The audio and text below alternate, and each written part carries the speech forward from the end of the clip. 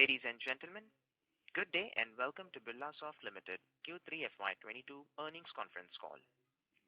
As a reminder, all participant lines will be in the listen-only mode, and there will be an opportunity for you to ask questions after the presentation concludes. Should you need assistance during the conference call, please signal an operator by pressing star then 0 on your touchtone phone. Please note that this conference is being recorded. I now hand the conference over to Mr. Vikas Jadhav. Thank you, and over to you, sir. Hey, thanks, Faizan. Thanks everybody for joining us. This is Vikas from Investor Relations, and we have with us today on this call Mr. Dharmendra Kapoor, DK as we call him, our CEO and MD, Mr. Chandrasekhar Tyagarajan, Chandru, our CFO, Mr. Roop Singh, our Chief Business Officer, Mr. Sri Rangnath Kulkarni, SK as we call him, our Chief Delivery Officer, and Mr. Arun Rao, our Chief People Officer. So we'll begin the call with opening remarks from DK, followed by Chandru, and then move on to the Q&A session. Please note that anything that we say on this call and refers to the company's outlook for the future is a forward-looking statement and must be read in conjunction with the disclaimer mentioned in our Q3 FY22 investor update, which we have uploaded on our website and is also submitted to the exchanges. Now I hand over the call to DK. Over to you, DK. Thank you, Vikas. Good evening and welcome to all of you to Birlasoft's third quarter financial year 2022 earning call. Thank you for joining us on this call. I wish you and your loved ones a very happy, healthy and safe new year. We are pleased to report yet another quarter of strong revenue growth with improved margins. Quarter 3 revenue was at $143.4 million, registering a sequential growth of 4.7% and a year-on-year growth of 20.1%. Sequential growth in constant currency terms was 5%, and year-on-year constant currency growth was 20.6% for quarter 3. Quarter 3 total contracted value deal wins of $181.5 million were also healthy, with the new business wins contributing $121 million. The quarter 3 YTD deal wins stood at $474 million, and the new deal wins were $319 million. As you can see, there is a clear difference that the ratio of EN and NN, which is the new deals, has improved considerably. That would mean that the upcoming growth would be far more predictable in future. Net new wins contributed about 18% in the 9-month deal wins, compared to around 3% in the previous financial year. In quarter 2 earning call, we mentioned about good increase in the enterprise solution deals across upgrades, new implementations, and transformational deals. While we saw some growth green shoots in the enterprise business in quarter 2, this quarter it led the growth in the service line and delivered strong growth of 6.1% quarter on quarter and 8.1% on year-on-year basis. The other two service lines also posted good growth, with business and technology transformation services growing 4.4% quarter on quarter and 31% year on year, while cloud and base services growing 2.7% quarter on quarter and 29.2% year on year. In verticals, the growth was led by manufacturing, which was up 9% quarter on quarter and 20.4% year on year. At the back of stable oil prices and few large deal wins in the previous quarter, energy and utilities vertical also posted strong growth of 8.4% quarter on quarter and 20.2% year on year. The good news is that growth continues to be driven by large accounts, with top 10 and top 20 customers revenue growing at 5.4% and 4.6% quarter on quarter and 21.4% and 22.9% on year-on-year basis, respectively. This not only continued to improve our relationship with key clients, but also ensures better growth prospects. With the growth traction coming from the net new customers, the growth from ex-top 20 customers was also up 4.9% quarter-on-quarter and 15.9% year-on-year. Our customer count of $5 million revenue improved by one this quarter. In quarter three, the offshore revenue contribution of 49.5% is also at an all-time high. EBITDA margin improved marginally and stood at 15.2%, which is despite high attrition, one additional month of wage hike impact, and lower number of bill days, and the furloughs impact in the quarter. And this, as you know, is the very seasonal quarter three phenomena for IT industry. We have been able to maintain 15% plus EBITDA margin against unprecedented supply chain challenges witnessed in financial year 22 till now. This is reflected in our LTM attrition number, which is at all-time high at 31.4%. The good part is we have seen some stability while we expect it to remain elevated for another quarter before cooling off from the beginning of the next fiscal. PAT stood at 15.1 million versus 14 million in the quarter two, and it was up 9.1% quarter-on-quarter and 16.6% year-on-year. INR PAT was at rupees 114 crore, up 10.5% quarter-on-quarter and 18.2% year-on-year.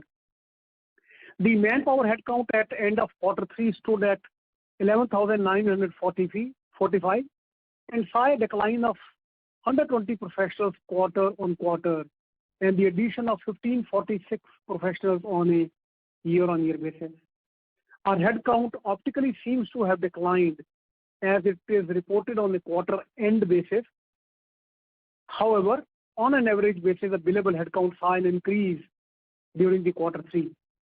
We worked well on optimizing our bench utilization during the quarter. We have started off campus hiring program, and further 80 additional freshers have joined in January month itself. Coming quarter will see higher fresher intake and instituting skills to scale initiative in meeting the upcoming demand as well as optimizing resource costs. Birlasoft continues to get various recognitions. It was named a top 15 sourcing standout by ISG and among the leading providers in the booming 15 category globally, as well as for the Americas region based on annual contracted value won over the last 12 months. This is the 7th consecutive time that Birlasoft has been featured across named categories by ISG. Birlasoft was also named a leader in the SAP S4HANA system transformation mid-market in the US region by Information Services Group.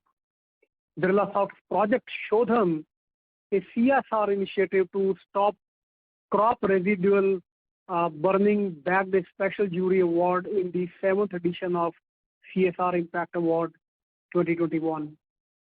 In conclusion, I would like to add that the demand environment continues to remain robust.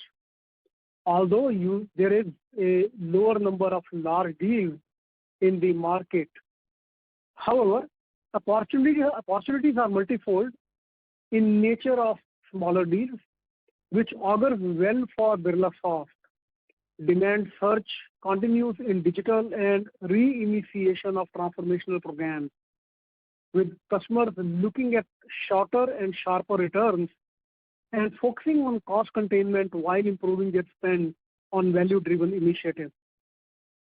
The deal pipeline stands at $1.2 billion, and this is despite the deal sizes becoming smaller than before, and traction from both new and existing customers is better today. We continue to remain optimistic and are well positioned on capitalizing the growth opportunities. With this, I would like to hand over the call to Chandru for providing more colors on our financials. Over to you, Chandru. Thank you, DK. Good evening, good day, everyone. Let me take you to the financial highlights for the third quarter in a little more detail. DK spoke about our Q3 revenue, which is at $143.4 million versus $136.9 million in the second quarter. This is up 4.7% quarter-on-quarter and 20.1% year-on-year. We did have a cross-currency headwind of 31 points, and therefore in constant currency terms, the growth was at 5% quarter-on-quarter. In rupee terms, we saw a quarter-on-quarter growth of 6% and a year-on-year growth of 21.7%, and the revenue closed at 1,072 crores. The EBITDA for Q3 was at $21.8 million versus $20.5 million in the previous quarter, up 6% quarter-on-quarter, 11.2% year-on-year. In rupee terms, EBITDA was at 162.8 crores versus rupees 151.8 crores in Q2, and that translates to a growth of 7.2% quarter-on-quarter and 12.7% year-on-year. EBITDA margin went up marginally quarter-on-quarter by 18 basis points up to 15.2%, but it was down by 122 basis points year-on-year for the reasons DK spoke about. Margins were aided by volume growth, and also there was a one-time contract-related spend in Q2 that did not recur in Q3, and that helped us as well. That was, of course, a small component of the improvement. There was some impact on the one additional month of wage impact, as we spoke about. We also had an increase in our subcontractor expenses given the current surge in demand versus supply. Our PAT for Q3 was at $15.2 million versus $14 million in Q2. That was up 9.1% quarter-on-quarter and 16.6% year-on-year. In rupee terms, the PAT was at 114 crores, up 10.5% quarter-on-quarter and 18.2% year-on-year. Our DSO was at 55 days. We improved 2 days year-on-year. Of course, there was a slight dip of 1 day quarter-on-quarter. However, we believe that this is a very optimized performance. Cash and cash equivalents stood at $152.6 million, rupees 1,135 crores as of 31st of December, versus $144.6 million, that is rupees 1,074 crores as of 30th September 2021. Our cash was up $16.6 million or rupees 124 crores on a year-on-year basis. CapEx for the quarter was $5.3 million, which is 39 crores. This included the renewal of a lease agreement of one of our office premises, which led to an increase in our right to use assets by about 23.5 crores.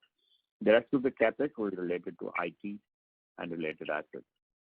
Our operating cash flow was at $16.4 million or rupees 121.6 crores and stood at 74.7% of EBITDA. Our free cash flow was at $11 million or 82 crore rupees, and that's 71.8% of our net income. We continue to see improvement in our financial metrics, and we will continue to strive to better them on an ongoing basis. With that, let me throw the floor open for questions. Thank you. Thank you very much. We will now begin the question and answer session. Anyone who wishes to ask a question may press star and 1 on their touchtone telephone. If you wish to remove yourself from the question queue, you may press star and 2. Participants are requested to use handsets while asking a question. Ladies and gentlemen, we will wait for a moment while the question queue assembles. Reminder to the participants, anyone who wishes to ask a question may press star and 1 at this time.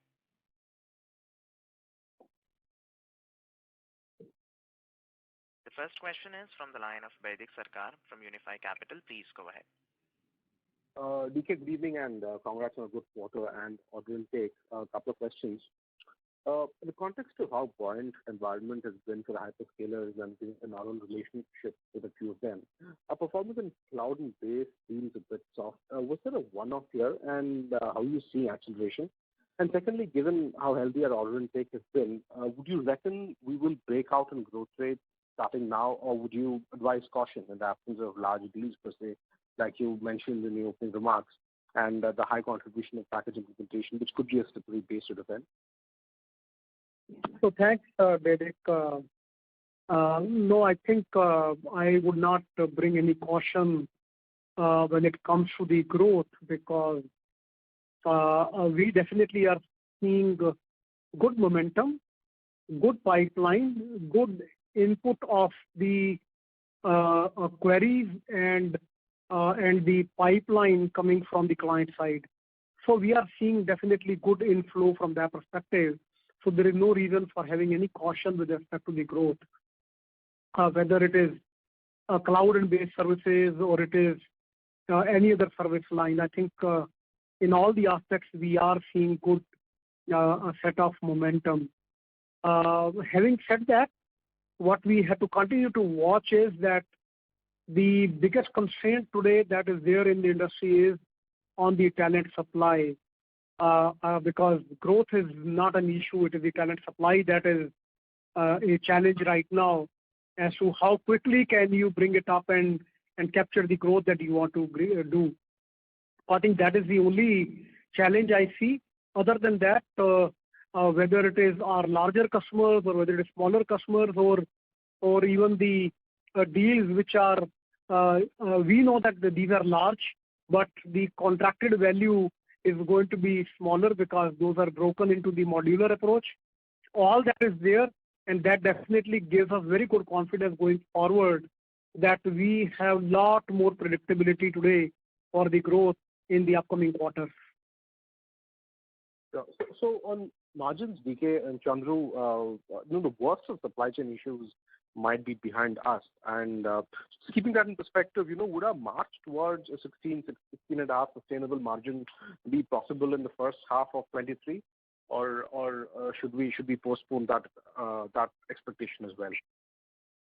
So what I would expect is that we have started inching upward. We have addressed the fall that was happening in the margin. Okay. So that is a very positive sign. Now, how much we really jump, okay, it is going to be like every week, every month that we continue to discover that where all the optimization opportunities are there. But the attrition, which I thought that should start getting stable in this quarter, it is not yet. So I would say that we have to keep our fingers crossed while we definitely are moving upward now.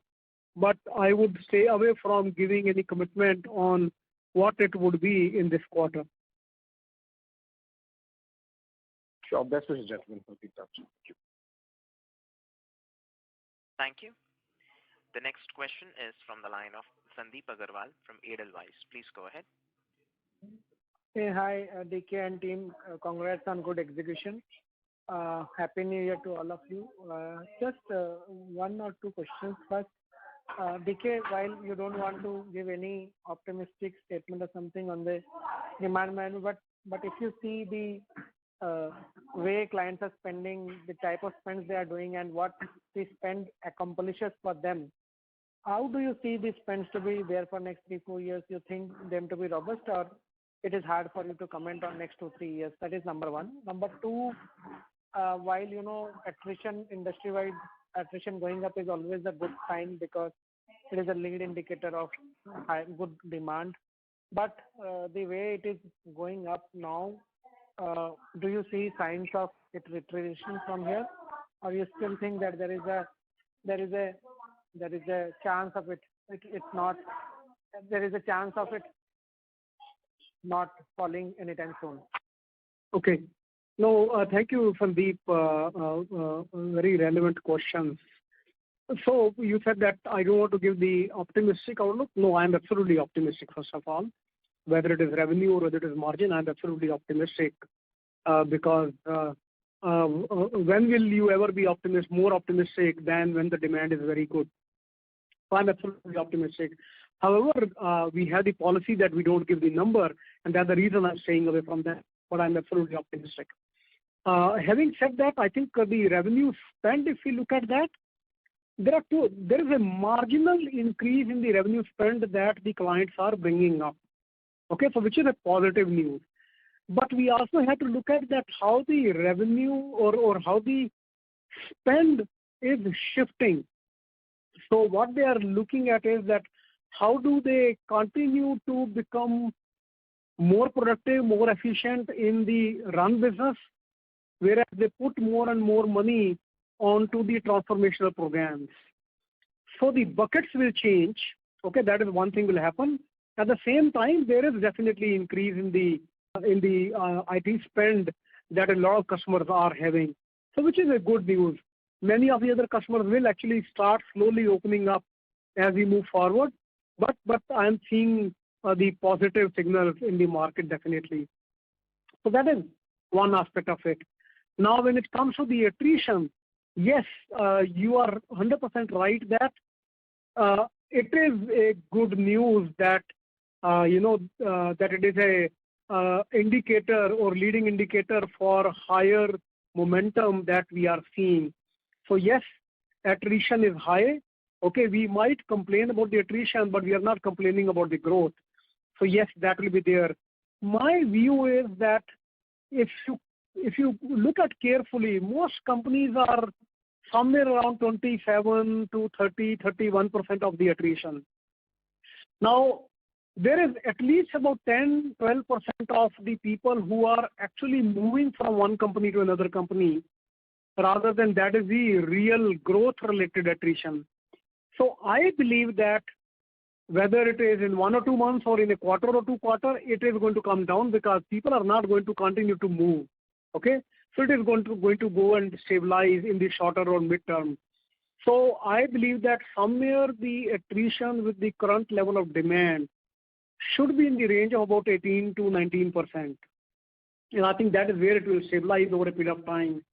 We are yet to see that it starts stabilizing. There were few days that we saw in the Q3 that it might be getting better, but then the Omicron came in, and then we are seeing people getting back to home again, and then there is this whole thing is continuing. Okay, so I believe that as things start getting normalized, okay, start becoming more and more stable, the attrition will also stabilize with probably another few months to go. Okay, thanks, DK, for that answer. Thank you and best of luck for current quarter. Thank you. Thank you. The next question is from the line of Shraddha from AMSEC. Please go ahead. Yeah, hi. Congratulations to the management on a good quarter. DK, you did indicate that the deal pipeline number is close to 1.2 billion for us, $1.2 billion. But would it be possible for you to say how much is it up on a Q-on-Q or a YY basis? No, this is the pipeline this is a sales pipeline. That what are the deals that we are working on? Okay, so I don't think that until we reach to the stage of the deal that we know how much it is going to be ACV or TCV. That will be yet to be seen. But a lot of deals are actually of a good number or good size. That would mean that while it will increase a good ACV number, there will be some good amount of revenue that we will be able to win on the TCV perspective also. So the sales pipeline of $1.2 billion that we are talking about in this quarter, what was that number last quarter? I mean, any indicative number? It was about 100 million lesser in the previous quarter.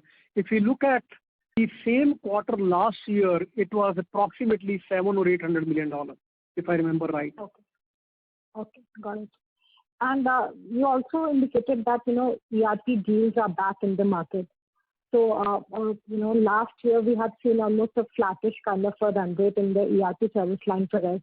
So do you think going into FY23 we can expect a good bounce back in ERP, and if not higher than company average growth rate, it can still grow much faster than what it had done last year?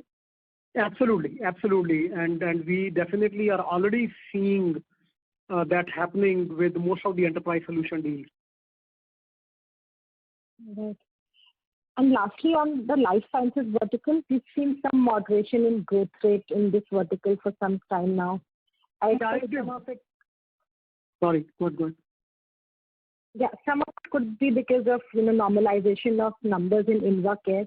But apart from that, is there anything that is happening in life sciences? Because on a YOY number also, we have come down to almost a 10% growth only in this vertical, which was one of the fastest growing verticals for us 2 years back. Yeah, you are absolutely right. Your guess is absolutely right, that it is because of the normalization of numbers in the InvaCare, because we have done a big release in the previous quarter. Okay, that was the first month of that. So for the quarter, we did not get the revenue for the transformation program. We are already defining the next set of scope for them. Okay, and we hopefully will begin again on that side in some time in the month of February. And that would mean that some part of that revenue will start coming back. So yes, it is about the transformation program reaching to a particular milestone, and now there is a break in terms of defining the next set of scope. Right. And because I think I missed the number. You gave out the number of net new deal TCV contribution. What was that for this quarter? For this quarter, it was about 7% plus. Okay. The net new. Net new. But it has come off from last quarter. I think it's like, if I recall it right, last quarter was a higher net new contribution number. If I look at the last quarter, we had total wins of about 121 or 123 million. And this quarter, we are talking about 182 million. And 121 million are the new deals itself. So this quarter is far better. We are talking about the percentage because percentage is deceptive generally, but the absolute number is higher in this quarter for the net new wins. Sure, got it. Thanks so much. Thank you. The next question is from the line of Mihir Manohar from Carnelian Asset Management. Please go ahead. Yeah, hi. Thanks for taking my question. First of all, congratulations on good set of numbers, a good growth there. My question was on the pricing front. I mean, how are you seeing pricing? I mean, what kind of pricing are clients ready to give in this current environment, given there is attrition and demand environment is also good? Yeah, no, I think there is a reset of pricing definitely happening, albeit slower than one would like to have, but as I said in the previous quarter also, that we have started discussion with many of our clients to revise the price, and quite a few of them had changed that in the quarter 3 itself. Then there are some who are changing it from the 1st January. So there are different dates based on the SOW and the contract date. Okay, these prices are getting revised. It is a slow process because clients would like to delay as much as possible, and we would like to do it as soon as possible. So there is a negotiation that goes on, but the prices are getting reset definitely, and clients are far more willing to have the discussion now. Understood. Yeah, sure. If you can give a number and indicative range as to what kind of pricing adjustments are the client ready to give? So there are a couple of elements that are there. Okay, there is a COLA element that is there, or there is a revised pricing for the new demand that is there. So both the things are happening. Many of the clients who said that they will negotiate COLA at every year, and eventually they will say that no, we cannot take it up. Okay, now they all are giving us actually the COLA. Wherever we were not able to get it, I think the COLA is back for this year. That is one thing, or anything around 3% to 4% that is happening. And then for the new demand that is there, it is easier to negotiate the higher price because you don't have to go and fight for the existing business. You have to only fight for the new business. And that also has started happening. And anything from 5 to 10%, depending upon what kind of role, what kind of profile, what kind of skill it is, you can go and attract 5 to 10% additional charges on those skills actually. Understood. Yeah, sure. And just one more question. So, I mean, you mentioned about the good demand environment being there. How should we see this demand environment, and would the current growth rates be there for the next 2 years? I mean, any color on that would be really helpful. I mean, we understand that demand environment is good, but I mean, how is the sustainability of this growth rate? That would be good to understand. Yeah. See, it is also going to follow the pattern that it has followed always. That means that there are early adopters who have jumped the bandwagon and said that we need to transform, we need to digitalize, we need to move to the cloud, we need to have better. So all that has started happening already, and these are mostly the early adopters. And the people who are ready to pay a little bit of premium in order to get the access to the talent. So that has started happening. But then there will be others who will be the followers, followed by those who are laggards actually. So in my opinion, for about 2 to 3 years minimum, that potential is there for the growth and for the momentum. Okay, for the current growth rates to sustain, there is still 2 to 3 years of headroom. Absolutely. Understood, yeah, sure. And just one more question, if I can squeeze in. I mean, how many freshers are you looking to add in next quarter and in 23? Oh, this year, by going by the way we have planned, we want anything around 1,500 freshers coming up and joining us. Yeah, and next year? Yeah, I'm talking about the next year.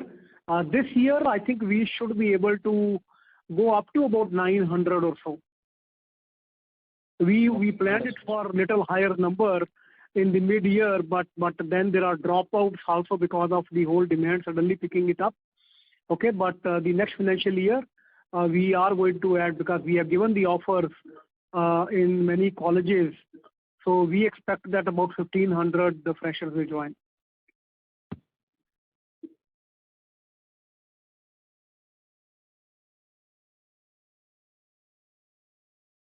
Mr. Manohar, does that answer your question?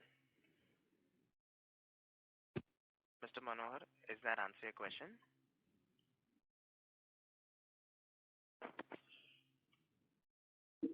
Looks like I think maybe he has dropped.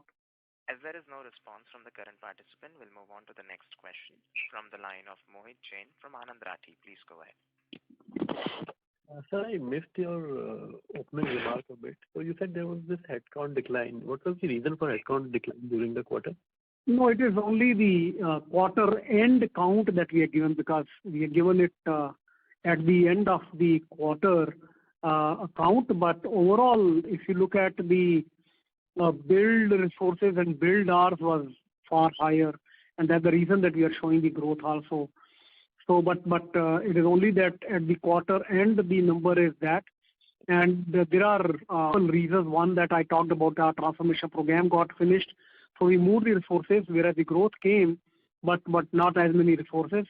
We also optimized on our bench side. Okay. At the same time, there are few things that we have moved from time and material to fixed price, and that is also where we have optimized. So there are multiple small factors in the line of improving our margins.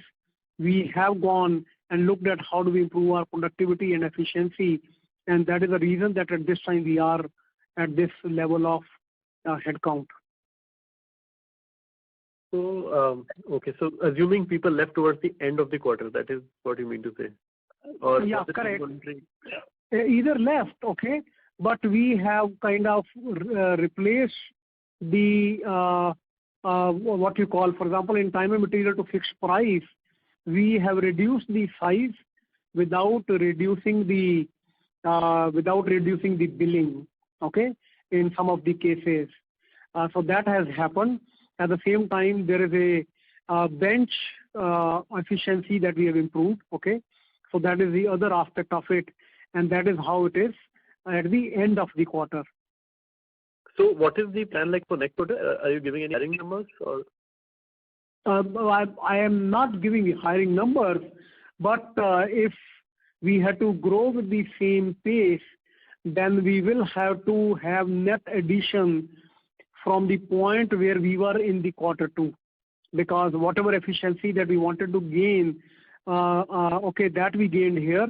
Now, wherever we will improve the productivity, that much will be there, but there will be a net gain and net hiring that will happen. Okay, and the second was anything on wage hikes for this calendar, given that our attrition is also above the industry in some sense, and you want to hire more. So from that perspective, should we assume that it will be as stressful as this year? Oh yeah, absolutely. Yeah. The wage is, of course, a universal issue now that that we have to continue to watch out, but we have to continue to attract the talent by ensuring that we are giving them the compensation that is in line with the industry norm right now. It is a new norm that has been set, but we have to remain competitive in that front also. So yes, that will happen. So which quarter is it planned for? Like Q1, or should we assume that it will happen throughout the year? I'm sorry, what was the question again? Say it again. The hike is planned for Q1, or should we assume it will happen across quarters, like based on correction? No. It doesn't happen across quarters. One has to continue to balance, but we have to have the model that will really look at that what is that you're giving when you're hiring lateral, what is that you have to give it to your existing people so that you continue to keep the balance.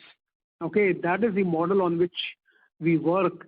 And if we look at that, there will be some impact that will come in every quarter, but it has to match with the expectation that we had to set for ourselves on the margin front.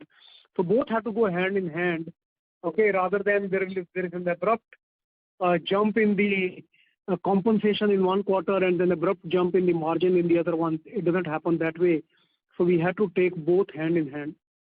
And in some cases, we commit today, but we stagger the benefit to the employees, okay, and the commitment. So all that we do so that we are able to gain the retention by giving the incentives to employees. That increases their compensation, but it doesn't have an immediate impact at that point of time. Okay, so two on the sales side, like one is on manufacturing. What kind of growth rates are you expecting? What happened during the quarter? And second was there is this stagnation in 1 million plus accounts, which is there for a few quarters. So how do you plan to sort of correct that, or does it reflect new client addition is little on the softer side versus? $1 million account, I think we increased by one this quarter, if I remember right.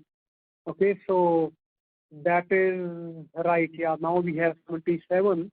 Okay, so I don't see that as a concern. Top 5 we have also improved it by one.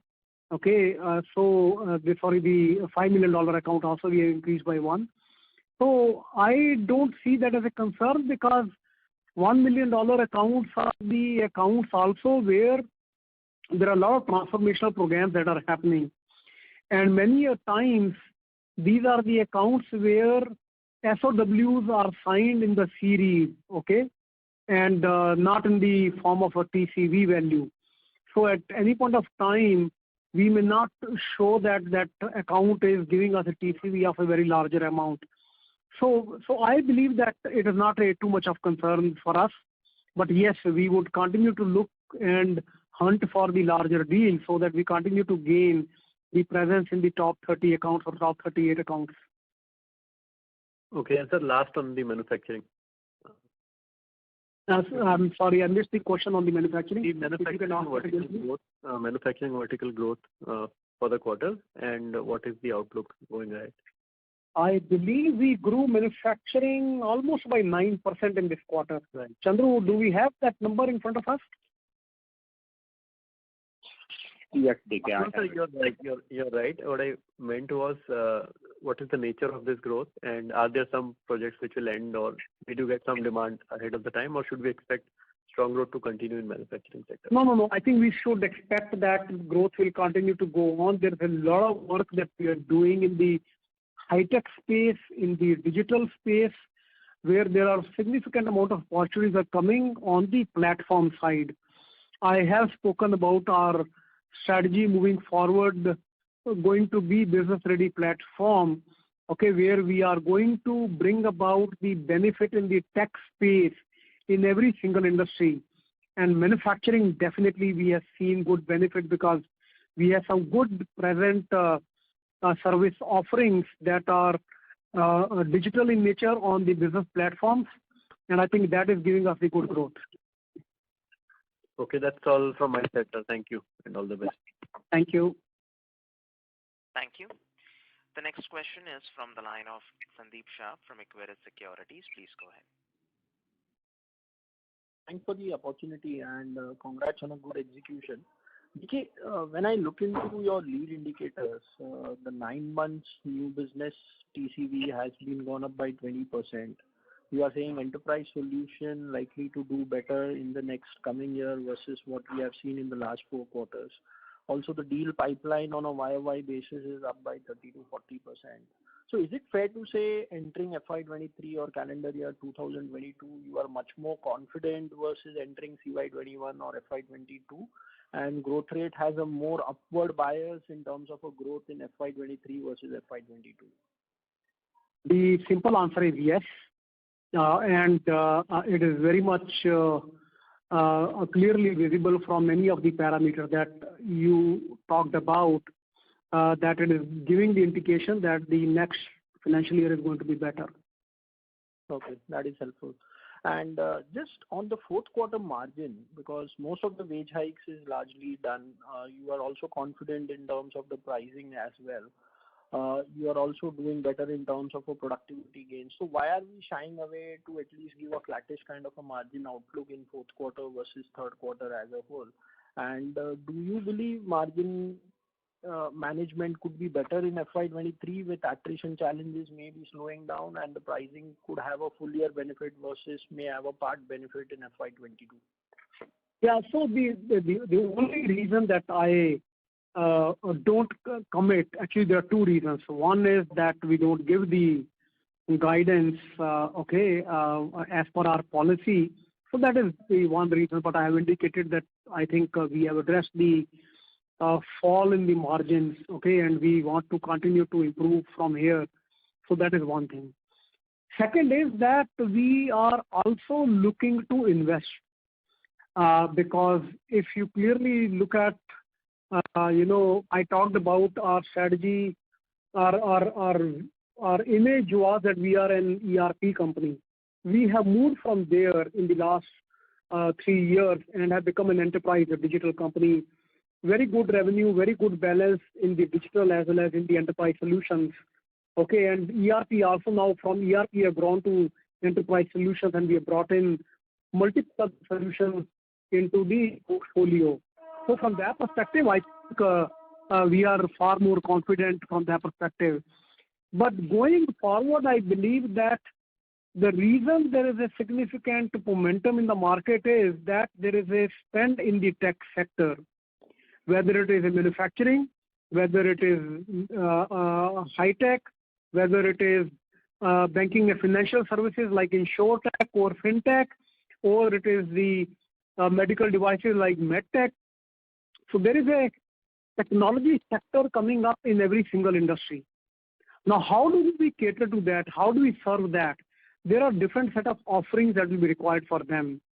And we need to be prepared for that. And our going forward strategy will be that we want to be a business ready platform company. Now, to do that, we need to invest also. So that means that while we continue to improve the efficiency and we continue to deliver the margin that we are committing that we will deliver, we also have to look at how do we save some so that we continue to invest also.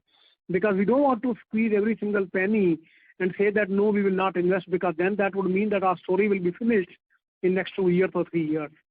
So if we have to become $1 billion company faster and become even bigger company, that means that we will have to also continue to invest in the newer offerings, because more and more revenue will start coming from the newer offerings and newer set of the client in every single industry.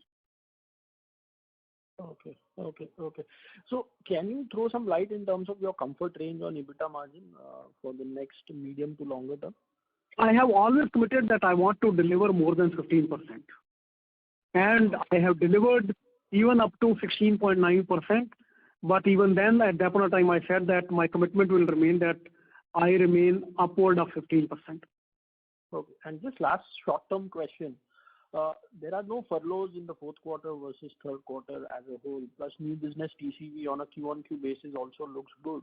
Is it fair to say we have a chance to do better growth momentum in 4Q versus 3Q?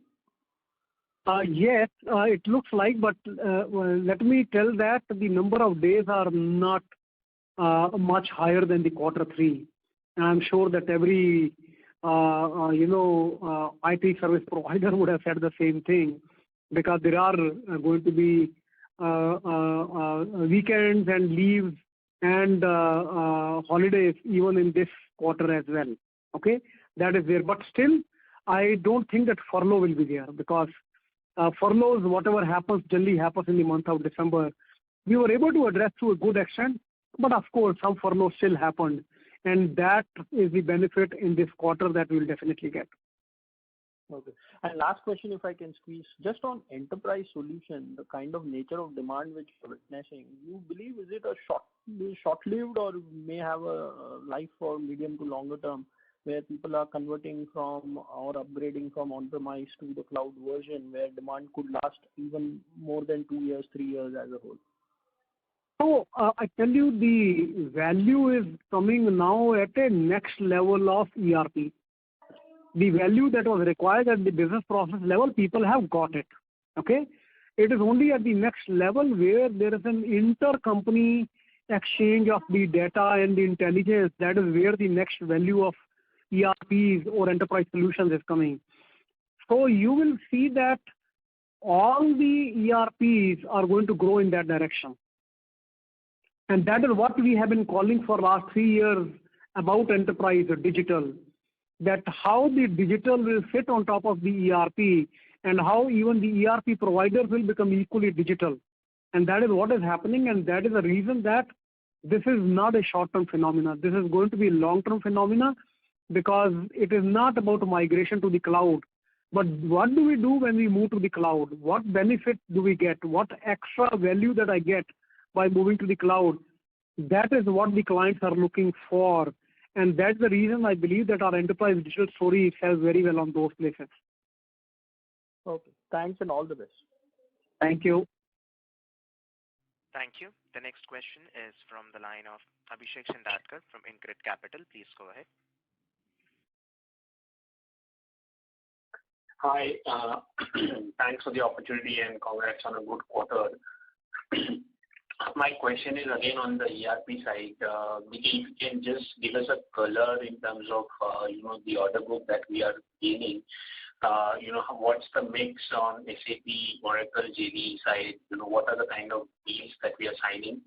That could be helpful. Related question to that is, what's the fungibility of our existing employees?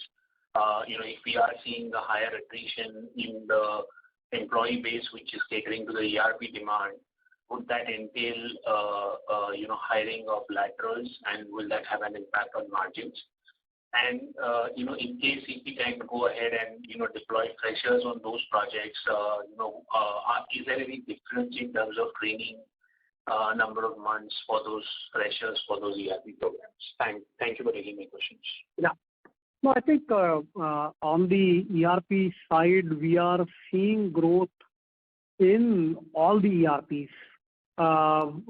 In the SAP side or in the Oracle side, okay, we are seeing growth in all the places. In fact, we are also looking at that the other enterprise solutions such as Salesforce or ServiceNow or many other niche solutions, the growth is there also, and it has started to pick up very well. So that's a very good news that is there. Now coming to the attrition, yes, wherever you will see more specialized roles, the attrition has picked up. But we do have the pipeline to grow and upskill our people also, and that is how we are managing that.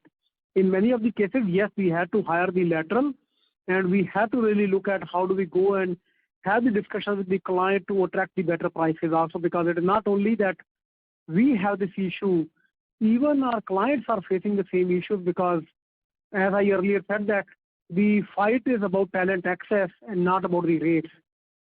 And when it is about the transformation programs, the level of value that gets delivered is far higher than the price or the additional price that the clients pay. So we are seeing that, yes, we have to hire lateral people also. At the same time, we are hiring junior people and upskilling them also. So cost definitely is increasing. But in many of the cases, we are able to attract better prices also. Okay, that's helpful. And in just the last question, in terms of deploying freshers, on those projects, is there any difference in terms of training programs or the number of months? Yeah. So the skill to scale program that we have, that is precisely for that reason, because we have started looking at various level of people that we hire either from the colleges or we hire laterally junior people who can be upskilled in order to play the larger role. Okay, so both the things that we are doing, and there are training programs both online as well as offline that are being provided in order for them to get upskilled very, very quickly so that they can be deployed on the programs and the projects. So both the things are happening. In fact, what we are also looking at is the rotation, because when you are increasing the compensation for people to retain them, you also go and negotiate with the client that how will you rotate those people out to the other engagements so that you can tag them with the other people who are coming from the skill to scale program, and jointly they can build the team to deliver the engagement that is required. So there are 3 or 4 different strategies that we follow on that. That's helpful. And just one last data point, attrition. Can you just help us understand what has been the quarterly annualized number, both for last quarter or at least for how it is trending over the quarters, because that could help us understand your comments on attrition. Thank you for taking my questions. Yeah, thank you. The attrition cost was about 31% or so.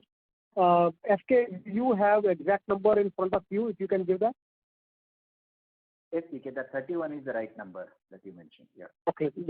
31 is the 31% is the number that is there. Sorry, is that the quarterly annualized attrition? This is for the quarter 3, yes. 31.4% is for the quarter 3. Okay, but that mentions in the investor release is mentioned as LTM, right? Yeah, so quarterly annualized is 34%. Okay, perfect. And what was it the previous quarter? Because do you have that data with you?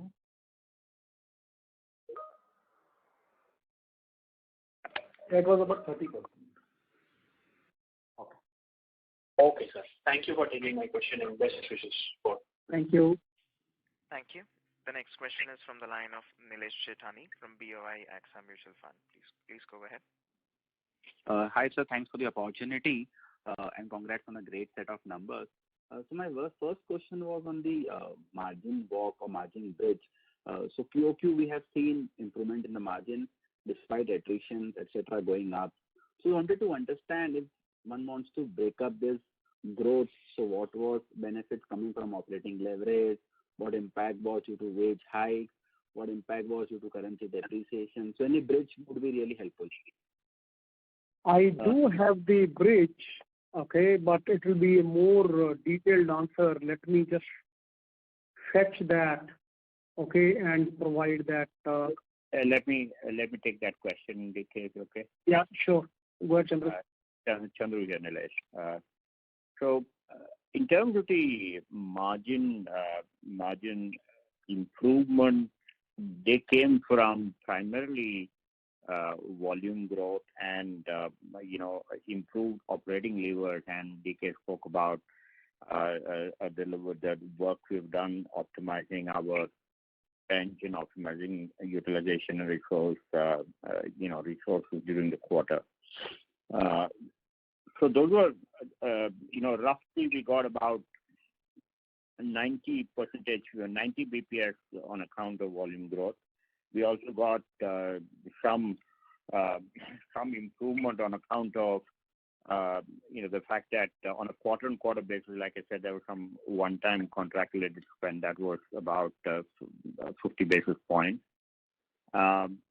Impact standpoint, there was, like I said, one additional month of wage impact. There was a negative about 70 basis points, and there was also an increase in our subcontracting expenses, quarter on quarter. That gave us a negative of about 50 basis points. So roughly, this was the bridge, Nilesh. Got it. Really helpful. And second question was on the growth outlook. So historically, we used to give our outlook as far as T20, T21 clients are concerned, the growth outlook on them. So I wanted to understand where we stand today as far as growth outlook for the top 20 customers is. So if you look at even today, we are growing more than 20% for the top customers. So I think that definitely remains very, very robust for us, and that is because we have a very clear initiative and focus on growing with our top 38 accounts, and that's the reason you will continue to see that we will bring more and better growth in the top accounts. Okay. Got it. Thank you so much. That was really helpful. Thank you so much for replying to our questions. Thank you. The next question is from the line of Vaibhav Badjatya from HNI Investor. Please go ahead. Hi, sir. Thanks for providing the opportunity. Just wanted to understand on the sales front, do you think over the course of next 6 to 1 year, do you think there will be a substantial change required in terms of our sales effort, or do we have to substantially change the incentive of the sales people or hire aggressively on the sales front, or you are currently satisfied with the pace we are going currently on the sales side? So I don't think that efforts are going to change as much, but our strategy continues to evolve. And I have spoken before also, how we moved from project-based company and moved to become an annuity focused company, and we had to change the incentives keeping that in mind. Similarly, we said that rather than just being a project-based, how do we do cross-selling, okay? Because we wanted to become verticalized completely, and that we changed the incentive structure, okay? So that we looked at.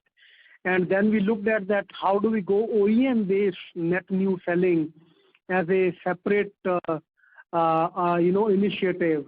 And we did that in the 9 months as an experiment to create a hunting engine in the organization.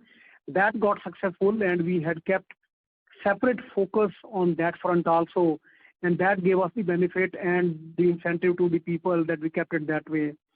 Going forward, we are going to have a shared, or you can say dedicated hunting engine, okay?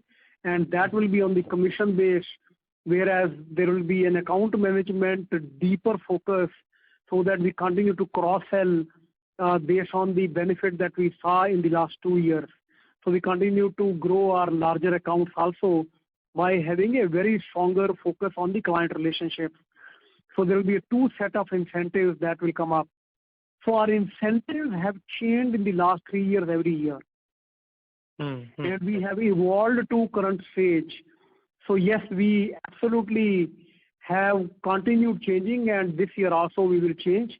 I don't know for the next year. We will continue to watch out because change is good, and that change is the only thing constant, and we have to continue to bring the new changes in order for us to remain very effective.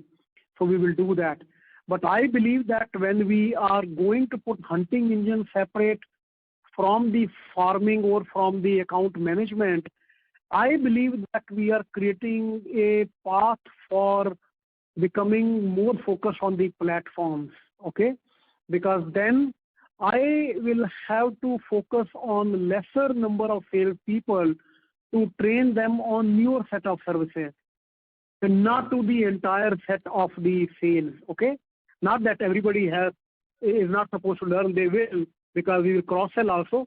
But when you're going fresh in the market with the new offering, your hunting engine is the one who takes the lead. And that would mean that in the beginning, we will have to really bring them up to the same level. And that is what we will do. But I believe that 6 months down the line or 1 year down the line in the next financial year, probably we will have to look at when we are ready for taking it to the farming engine also, and whether we need to make it incentives based on the offerings as well. So we will continue to evolve, continue to change as far as the incentive schemes are concerned, because market is changing very, very fast, and we definitely want to continue to change the behavior in which way we go and sell it to our clients. Right. Just a small observation or a request. In your KPIs that you disclose, so you have this headcount disclosed in terms of sales and support. So if you can bifurcate that between within sales and support, what is sales and what is support, that would be really helpful, because support is also generally a very large number. So that we can see that how the sales efforts are going specifically. Yeah. I think that's it from my side. I think I'm done with my questions. Arun, will you be able to answer the data with that? Can you allow loss of session numbers? Yeah. Sorry. We have said that the sales and support today is 1104, okay, in comparison to 1120 in the quarter 2. So what is the shift? Because as far as I know, the sales we have grown a little bit, whereas support we have reduced. That's the assumption that I have. But if you have the breakup, if you can give that. Yeah, I was not just talking about one quarter. I just wanted to see the progression for last 2-3 years, and from that perspective, I just made the suggestion that if KPI can be disclosure and KPI can be bifurcated between sales and support separately, that would be helpful. We can definitely do that, but in the meanwhile, maybe I can definitely get you the answer on the sales side. Roop, you are there. Maybe you will know how people in the sales team has increased during the year, from previous year to this year and then quarter on quarter. Just to give the color to that, Yeah, that would be helpful, I mean, our sales headcount this year is up by between 8 to 12% based on from like to like last year. Okay. Yeah, okay, that's it from us. Thank you. The next question is from the line of Devanshi M. from BNK Securities. Please go ahead. Hi, sir. This is Devashi from BNK. Thank you very much for taking the question. Good to see that ERP started coming back for us. I have first question related to ERP only. So the growth that we are seeing 6% sequentially and 8% YOY, can we bifurcate this? How much of this growth is coming from our traditional clients like Oracle, JD, and how much growth is coming from the new agreements that we have done with new hyperscalers? If we can bifurcate, even qualitative guidance will also be fine. So Devashi, we have actually stopped tracking the bifurcation on the ERP basis, for a simple reason that there is so much of revenue that happens with the shared service between all the ERPs. We have changed the model a little bit where there are shared services also between the ERP. For example, doing the testing, or for example, doing the master data management.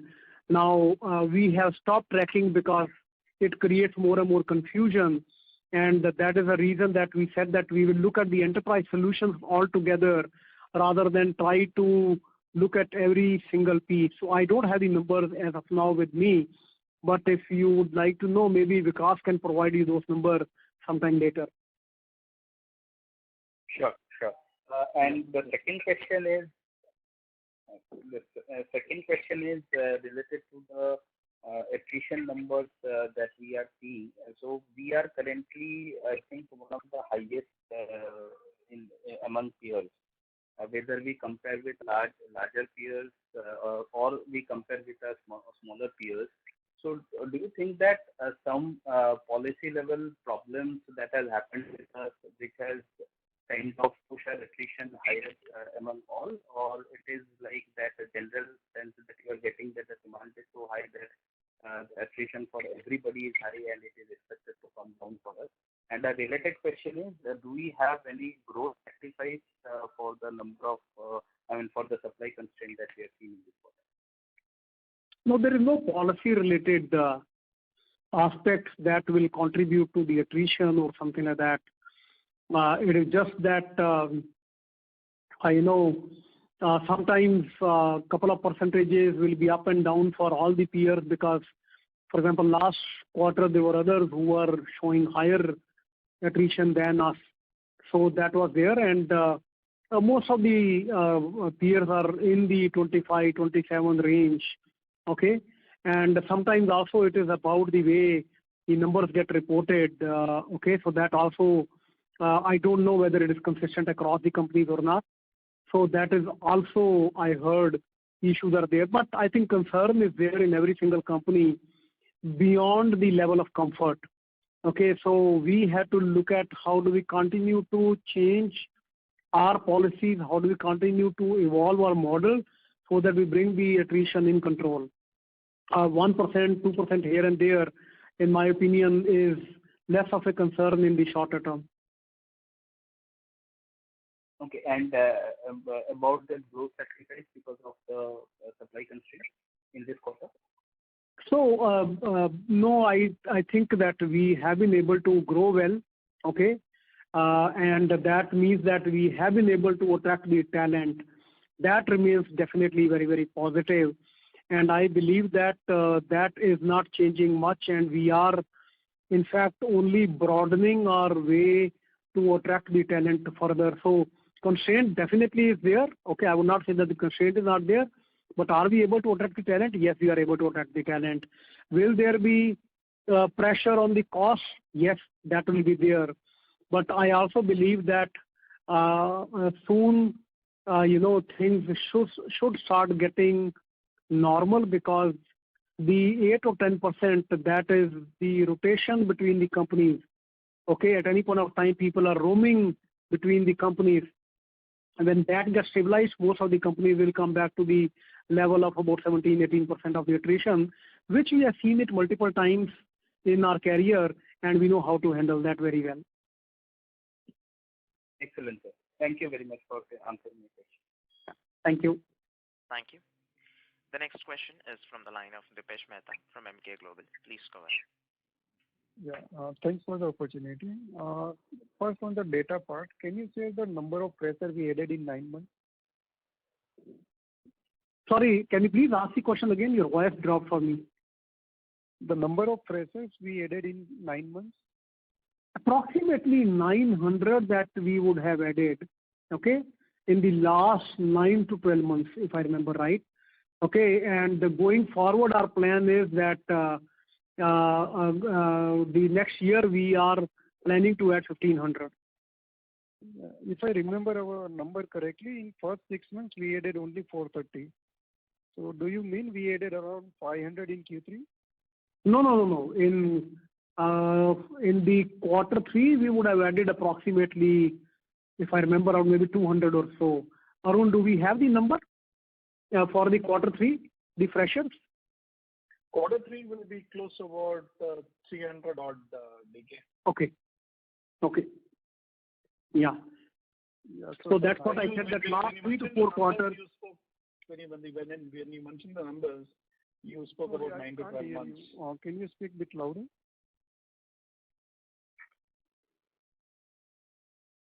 Arun, you were saying something.